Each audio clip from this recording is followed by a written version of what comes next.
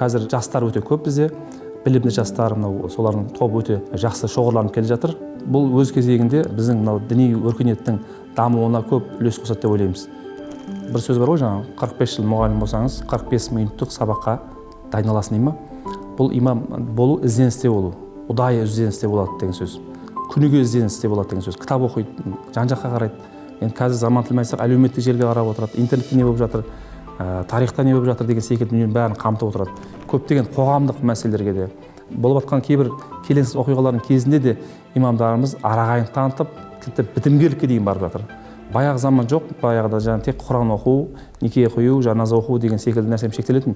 Қазір имамдарымыз қоғамдық жұмыстарға айналысып жатыр. Біз тек қана дінді ғана насихаттамаймыз, салт дәстүрімізді де насихаттаймыз. Біздің имамдарымыздың негізгі уағызының 50% десек те болады, мынау дәстүрге байланысты. Салт дәстүріміз бар, оның ішінде тарихымыз бар, ата-бабаларымыз жүріп өткен жолы бар. Міне осылардың өзін насихаттай отырып, қаншама пайда тигіп жатыр да. Ұлтты үйістіріп отырған бір құрылым болатын болса, ол мешіттің имамдары деп айтуға болады.